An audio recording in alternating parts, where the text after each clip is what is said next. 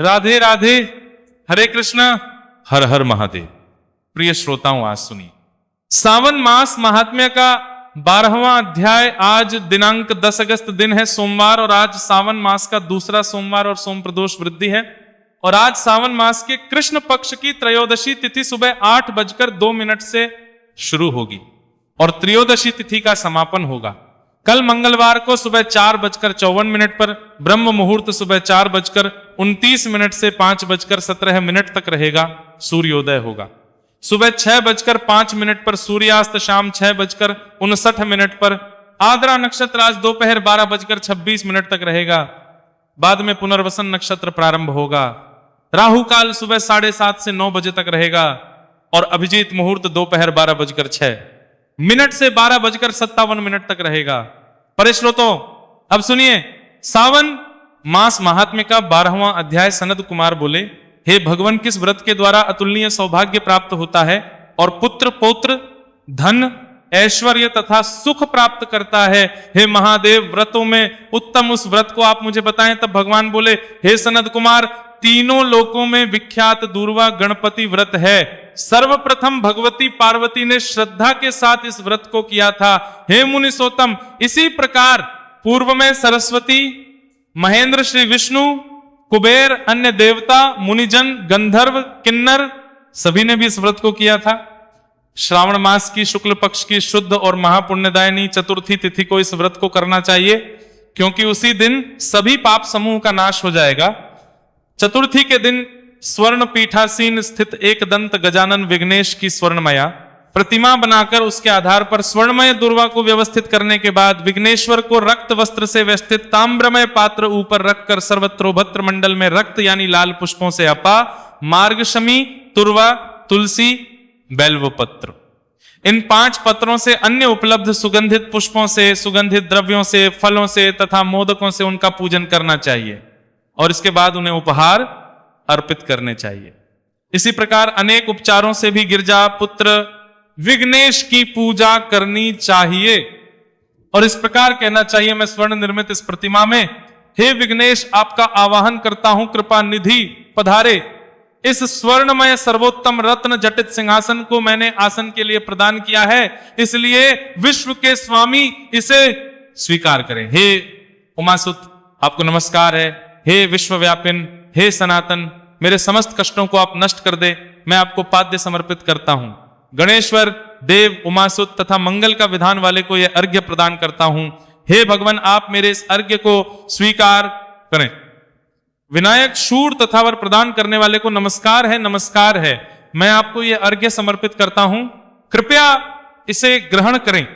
मैंने गंगा आदि सभी तीर्थों से प्रार्थना पूर्वक यह जल प्राप्त किया है। हे आपके स्नान के लिए मेरे द्वारा प्रदत्त इस जल को करके स्वीकार कीजिए। सिंदूर से चित्रित तथा कुमकुम से रंगा हुआ यह वस्त्र युग आपको दिया गया है, आप इसे ग्रहण करें। लंबोदर तथा सभी विघ्नों का नाश करने वाले देवता को नमस्कार है, उमा के शरीर के मैल से आविर्भूत। हे गणेश जी, आप इस चंदन को स्वीकार करें। हे सर्वश्रेष्ठ, मैंने भक्ति के साथ आपको रक्त चंदन से मिश्रित अक्षत अर्पण किया है, हे इसे स्वीकार करें। मैं चंपा के पुष्पों, केतकी के पत्रों तथा जपा कुसुम के पुष्पों से गौरी पुत्र की पूजा करता हूं। आप मेरे ऊपर प्रसन्न हो, सभी लोगों पर अनुग्रह करने वाले तथा दानवों का वध करने के लिए स्कंद गुरु के रूप में अवतार ग्रहण करने वाले आप प्रसन्नता पूर्वक यह धूप ग्रहण कीजिए। परम ज्योति प्रकाशित करने वाले तथा सभी सिद्धियों को देने वाले आप पुत्र को मैं दीप अर्पण करता हूं, आपको नमस्कार है। इसके बाद इस मंत्र से मोदक 4 प्रकार के अन्न, पायस यानी खीर तथा लड्डू आदि का अर्पण करें। मैं आपकी मुख शुद्धि के लिए आदर पूर्वक कपूर, इलायची तथा नाग वल्ली के जल संयुक्त तांबुल आपको प्रदान करता हूं।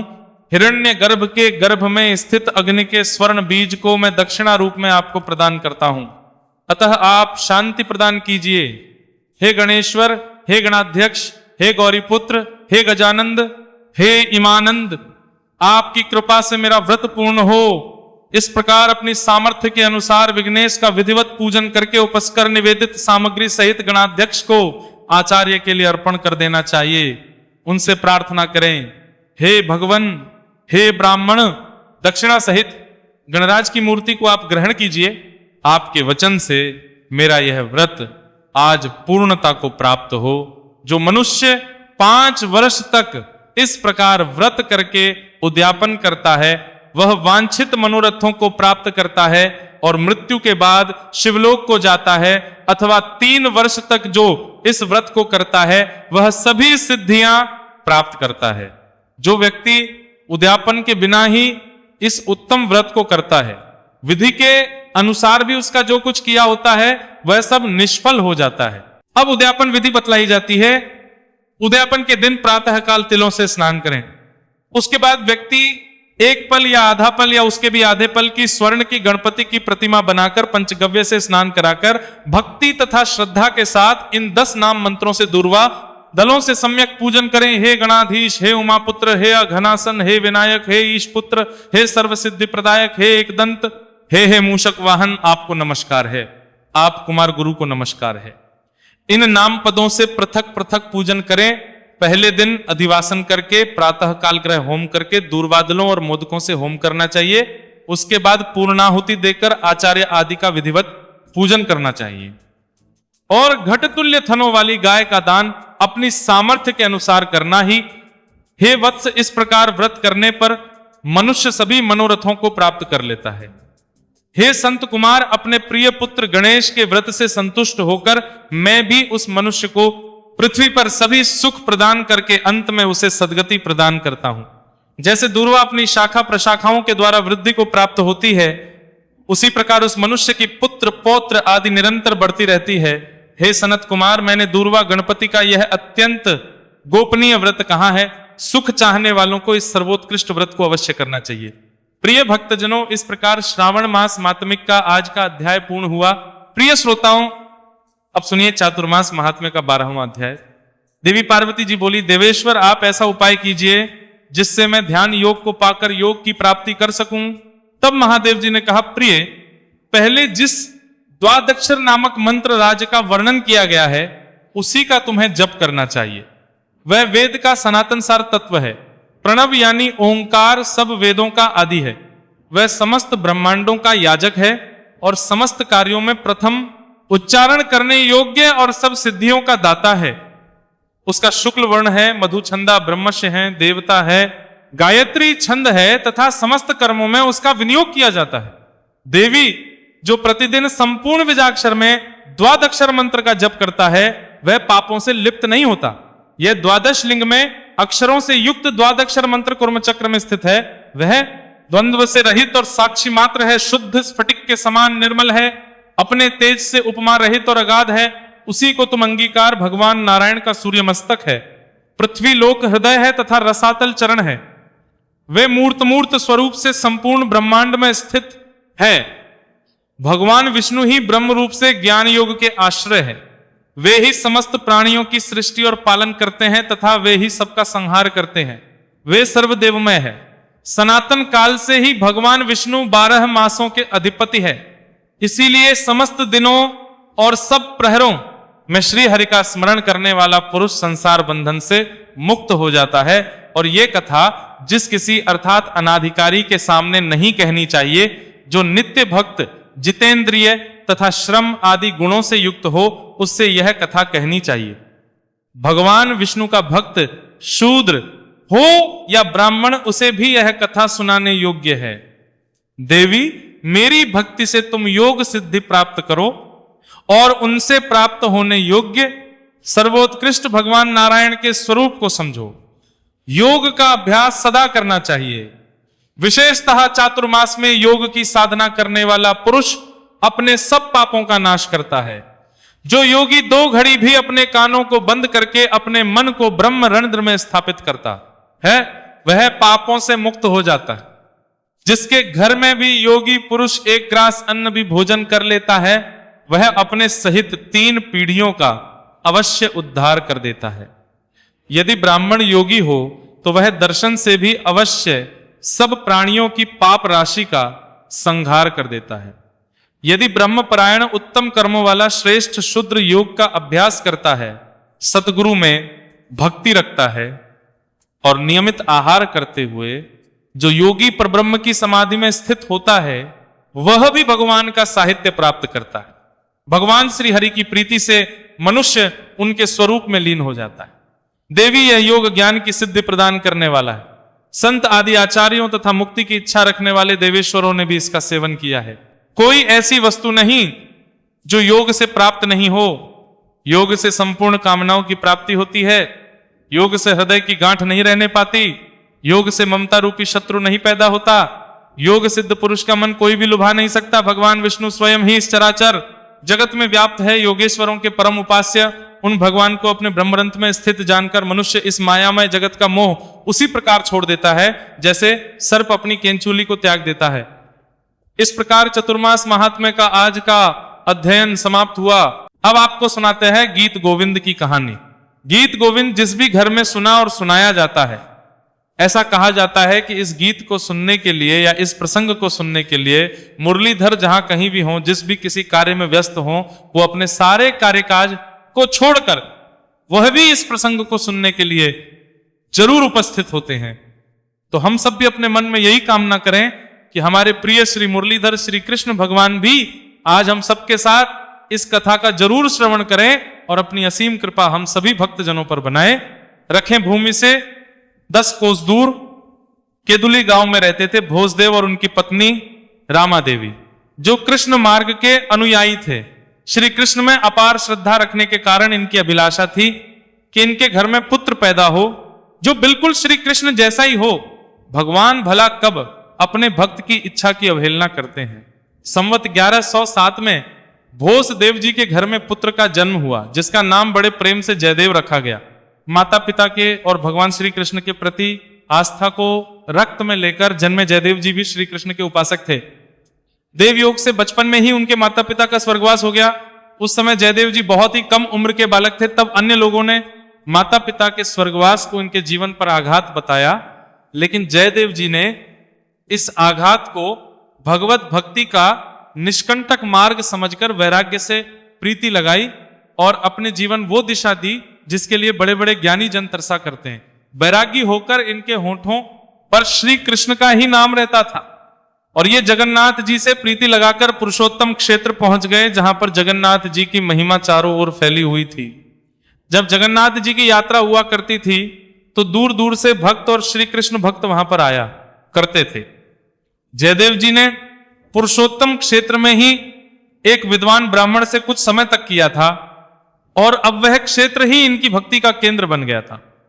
वैरागी तो थे ही, एक कमंडल और गुदड़ी के अलावा कृष्ण धारा की सुरीली इनका खजाना थी। एक पेड़ के नीचे बैठकर अपने सखा भगवान को सुमिरते रहते थे। जगन्नाथ जी अपने इस भक्त के सुमिरन से बड़े प्रसन्न रहते थे। एक दिन उन्होंने स्वप्न में ब्राह्मण को जयदेव के लिए एक संदेश दिया। हे ब्राह्मण, मेरे मंदिर के समीप एक वृक्ष के नीचे मेरा परम भक्त जयदेव मेरे ध्यान में लीन है और वो एक उच्च गुणों वाला एक श्रेष्ठ भक्त है। तुम उसे अपनी कन्या दे दो और एक ऐसे यश के भागी बनो जिसके लिए बड़े बड़े तपस्वी भी लालायित रहते हैं। भगवान की आज्ञा से ब्राह्मण प्रातः काल होते ही अपनी कन्या पद्मावती को लेकर जयदेव जी के पास पहुंचे और प्रभु की आज्ञा सुनाई। तब जी कहने लगे, ब्राह्मण देव, मैं तो वैरागी आदमी हूं, मेरी साधना में विवाह की तो कोई जगह ही नहीं है। उचित होगा कि आप अपने इस रूपवती कन्या के लिए कोई सुयोग या वर की खोज करें ताकि ये आनंदमय अपना जीवन बिता सकें। जयदेव जी ने बड़ी सरलता से उत्तर देते हुए ब्राह्मण देवता से कहा, जयदेव जी, आपसे सुयोगी वर भला मुझे कहां मिलेगा और जिसके लिए स्वयं भगवान ने ही मुझे आदेश दिया है। संभवतः आप सत्य कह रहे हो, परंतु जगन्नाथ जी ऐसे तो नहीं है जो मेरे हृदय से अपरिचित है। क्या जगन्नाथ जी ये नहीं जानते कि मेरे हृदय में तो उनके अलावा कोई और रह ही नहीं सकता?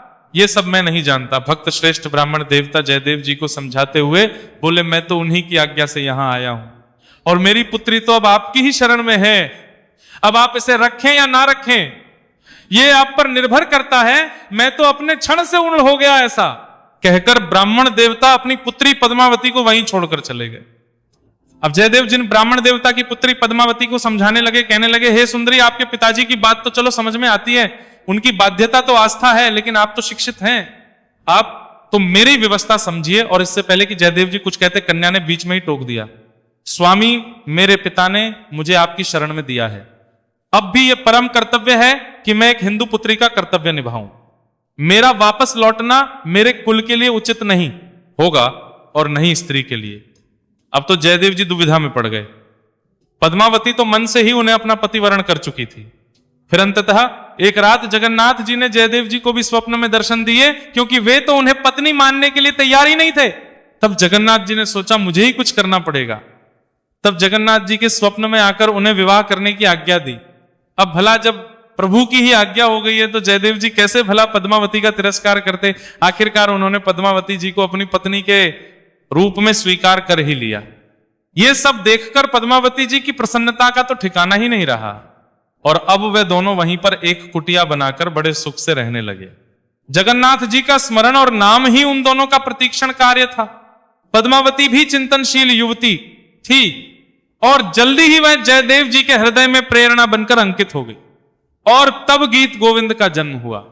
गीत गोविंद एक ऐसा कालजयी काव्य है जिसमें समस्त रस एक साथ इस तरह मिले हुए हैं जिन्हें भुला देना कोई सरल बात नहीं है। जयदेव जी के कवि हृदय में तरह तरह के नए नए विचार आते रहते थे और जिन पर वे चिंतन भी किया करते थे। जब उन्होंने गीत गोविंद के 9 सर्प लिख लिए और 10वां सर्ग लिख रहे थे, तब उनके हृदय में श्री राधा कृष्ण से संबंधित एक नया विचार आते थे। गया जब रास बिहारी भगवान कृष्ण अपना कोई भी अपराध क्षमा कराने के लिए राधिका जी से विनती करते हैं तो जयदेव जी ने उस विनय को ही एक अनोखे अंदाज में विचार लिया। देव पद पल्लव मुरारम, अर्थात हे राधे तो मेरा अपराध क्षमा करो और अपने चरण कमलों को मेरे सिर पर रख दो। जयदेव जी के इस पद में श्री राधा जी के प्रति श्री कृष्ण के प्रेमो उपासना छुपी हुई थी, लेकिन फिर जयदेव जी ने ही इस विचार को स्थगित कर दिया। उन्होंने सोचा जो कृष्ण जगत के पालक और परम गुरु है वो अपने ही प्रियसी के चरणों में गिरे, ये तो उचित नहीं होगा। इसलिए उन्होंने उस पद को वहीं छोड़ दिया और अधूरा पद को वे स्नान करने चल पड़े। उनकी पत्नी पद्मावती जी कुटिया में ही थी। थोड़ी ही देर के बाद जयदेव जी वापस लौटे। उन्होंने अपनी लेखनी उठाई और उस छंद को जो वे अधूरा छोड़कर गए थे उसी तरह पूर्ण करके जैसे उन्होंने सोचा था, फिर स्नान करने के लिए लौट गए। आर्यपुत्र लगता है आपका वो छंद पूर्ण हो गया। पद्मावती जी कहने लगी तभी तो आप स्नान मार्ग से ही लौट आए हैं। तीनों लोगों को मुग्ध कर देने वाली मुस्कुराहट बिखेर कर वहां से चल पड़े। पद्मावती उन्हें जाते हुए देखती रही और फिर वे अपने कार्य में जुट गई थी। वे अपने कार्य कर ही रही थी कि जयदेव जी स्नान करके वापस लौटते हुए दिखाई दिए। ये देखकर पद्मावती जी ने पूछा, स्वामी ये क्या आश्चर्य है भला? अभी थोड़ी ही देर पहले तो आप ये अधूरा छंद पूरा करके यहां से गए हैं, इतनी जल्दी स्नान के वापस भी लौट आए। मेरा तो मानना है कि अभी तो आप तट पर पहुंचे भी नहीं हुए होंगे। क्या कह रही हो प्रिय? सुनकर जयदेव जी भी आश्चर्य में पड़ गए। उन्होंने अपनी लेखन पुस्तिका खोलकर देखा तो उनके विचार को, उनके उस अधूरे छंद को एक सुंदर हस्तलेख में लिखा गया था। वह रास बिहारी का राज। समझ गए हे देवी? अब जयदेव जी बड़े भाव विभल होकर पद्मावती जी से बोले, मैं तो आज धन्य हो गया, मैं सचमुच धन्य हो गया कि तुम जैसी महाभाग और कृष्ण की उपासिका मुझे पत्नी रूप में मिली। तुम साक्षात भगवान कृष्ण का दर्शन कर चुकी हो।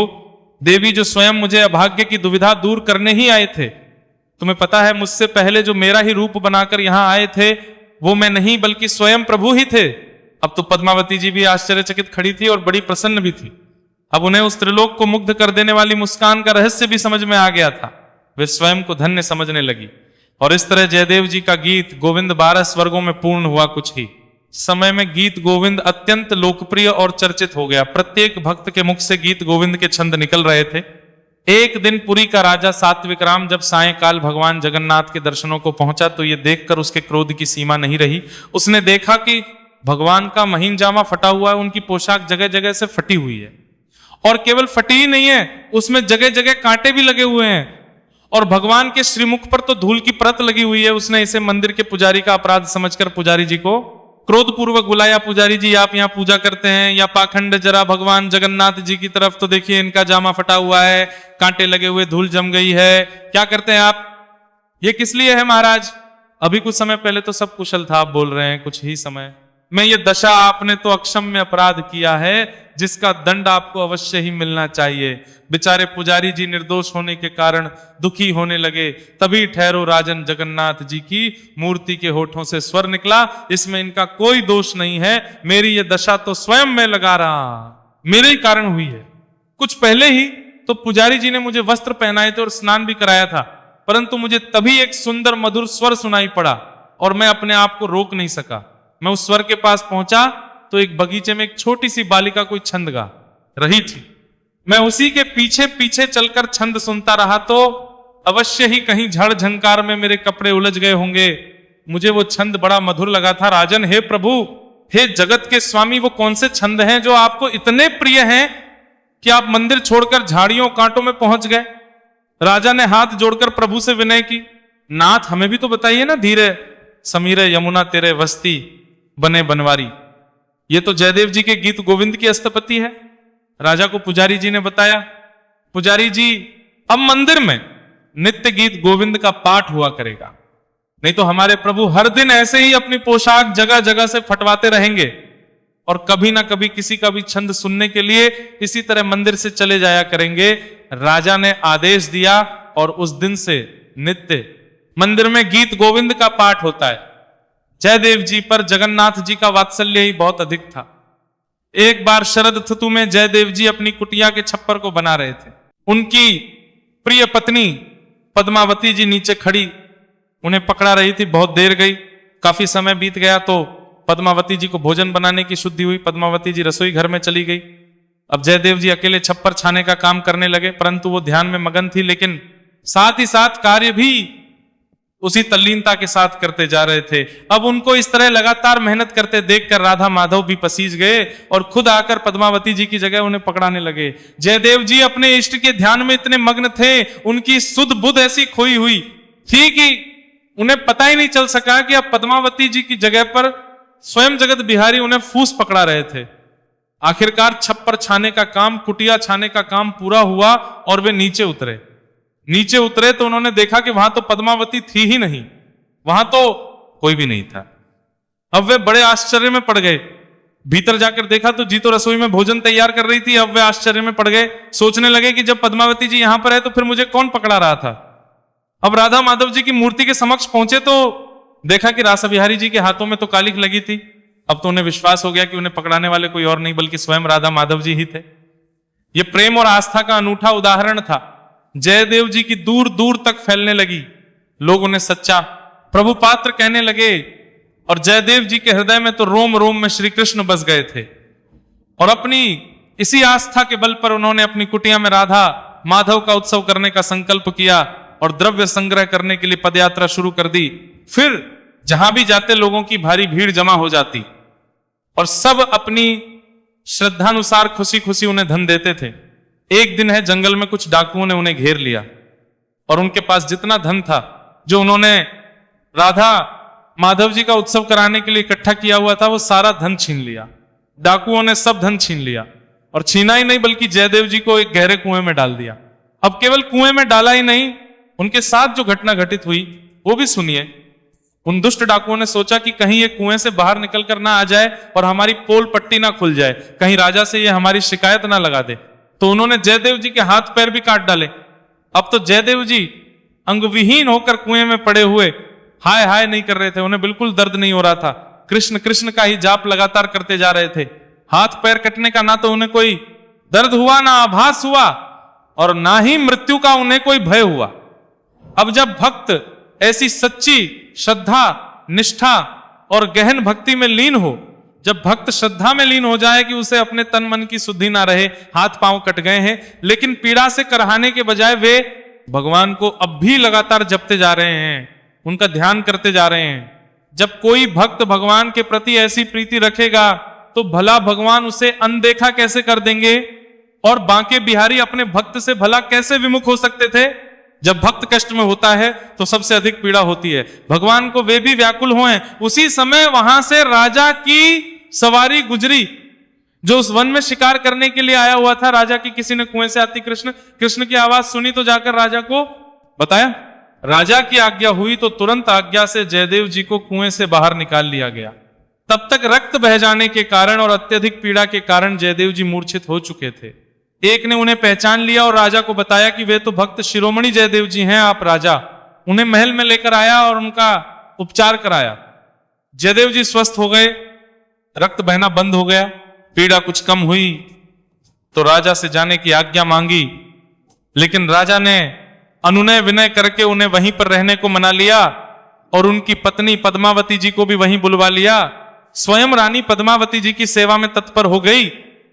एक दिन रानी और पद्मावती जी में वार्तालाप चल रहा था कि मेरे भाई मृत्यु के बाद मेरी भारत भी उन्हीं के साथ सती हो गई थी। रानी ने पद्मावती जी को बताया, प्रीति की यही तो रीति होती है। पद्मावती बड़े सहज भाव से रानी से बोली, और यही एक सुहागन का व्रत होता है और यही उसका मोक्ष भी होता है। जब पद्मावती जी रानी को इस प्रकार बता रही थी तो रानी ने पद्मावती जी की ही परीक्षा लेने का मन बनाया और एक दिन जयदेव जी को राजा के साथ बगीचे में भेज और योजना अनुसार एक दासी ने महल में आकर बड़ी हड़बड़ाहट में आकर खबर दी, महारानी जी, महात्मा जयदेव जी का तो स्वर्गवास हो गया। दासी ने बताया, ये सुनते ही रानी रोने लगी। संयोग से पद्मावती जी भी वहीं पर थी। वो सब समझ रही थी, जानती थी कि रानी जानबूझकर ऐसा कर रही है। ऐसा नहीं हुआ है, उनके पति जीवित हैं, लेकिन परीक्षा देना भी तो भक्त का ही कार्य है। उन्होंने रानी उनकी परीक्षा लेना चाह रही है तो परीक्षा देंगे। आखिरकार उन्होंने भी जो उदाहरण दिया था कि एक पत्नी का यह व्रत होता है, ये धर्म होता है कि अगर पति की मृत्यु हो जाए तो उसे भी सती हो जाना चाहिए। तो पद्मावती जी ने जो कहा था उसी के अनुसार कार्य भी किया। उन्होंने भी उसी क्षण अपने प्राण त्याग दिए। ये देखकर रानी रह गई और जाकर उसने राजा को सारा वृतांत क्या सुनाया। अपने के इस कृत्य से राजा को दुख ही नहीं हुआ, बल्कि स्वयं को दोषी मानकर अब राजा अपने जीवन को ही समाप्त करने चला। जयदेव जी ने जब यह समाचार सुना तो उन्होंने राजा को समझाया और आखिरकार गीत गोविंद की अष्टपदी का गान किया तो पद्मावती जी पुनर्जीवित हो उठी। राजा सहित समस्त नर नारी उस चमत्कार पर नतमस्तक हो गई। राजा के प्राणों की रक्षा तो हो चुकी थी, अतः पद्मावती जी ने भी अपने पति की आज्ञा लेकर उसी क्षण पुनः श्वास छोड़ दिया। इसके बाद जयदेव जी अपने गांव केंदुली आ गए। वृद्धावस्था और अंग विहीन होने पर भी वो प्रतिदिन 5 मील दूर गंगा स्नान करने जाते थे। अब आप जरा जयदेव जी जिनके हाथ पांव कटे हुए हैं वो किस प्रकार 5 मील दूर गंगा स्नान करने जाया करते होंगे। भगवान ने अपने भक्त पर असीम अनुकंपा की। भगवान से देखा नहीं गया कि अंगविहीन होने पर जयदेव जी इतने किलोमीटर दूर गंगा स्नान करने जाते हैं, वे अपना नियम कभी नहीं छोड़ते। तो भगवान ने ऐसी कृपा की कि गंगा मैया की पावन धारा को ही जयदेव जी की कुटिया के पास मोड़ दिया और अब गंगा कुटिया के समीप बहने लगी और यह धारा जयदेवी गंगा जी के नाम से प्रसिद्ध हुई। जयदेव जी ने जीवन मरण का नियम मानते हुए केंदुली में ही अपना शरीर त्यागा और फिर गोलोक को चली गई। यह था आज का प्रसंग। सभी प्रेम से बोलिए, भक्त जयदेव जी की जय, श्री राधा माधव जी की जय। प्रिय श्रोताओं, अब सुनिए सीता नितनेम की कहानी। यह कहानी सीता माता कहती थी और भगवान श्री राम इसे सुना करते थे। एक दिन भगवान को किसी काम के लिए बाहर जाना पड़ गया तो सीता माता कहने लगी कि भगवान, मेरा तो 12 वर्ष का नितनेम नित्य नियम है, अब आप बाहर जाएंगे तो मैं अपनी कहानी किसे सुनाऊंगी।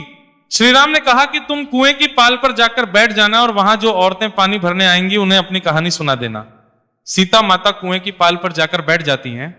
एक स्त्री आई, उसने रेशम की जरी की साड़ी पहन रखी थी और सोने का घड़ा ले रखा था। सीता माता उसे देख कहती हैं कि बहन, मेरा 12 वर्ष का नितनेम सुन लो। पर वो स्त्री बोली कि मैं तुम्हारा नितनेम सुनूंगी तो मुझे घर जाने में देर हो जाएगी और मेरी सास मुझसे लड़ेगी। उसने कहानी नहीं सुनी और चली गई। उसकी रेशम जरी की साड़ी फट गई, सोने का घड़ा मिट्टी के घड़े में बदल गया। सास ने देखा तो पूछा कि ये किसका दोष अपने सिर लेकर आ गई है। बहू ने कहा कि कुएं पर एक औरत बैठी थी, उसने कहानी सुनने के लिए कहा लेकिन मैंने सुनी नहीं, जिसका यह फल मिला।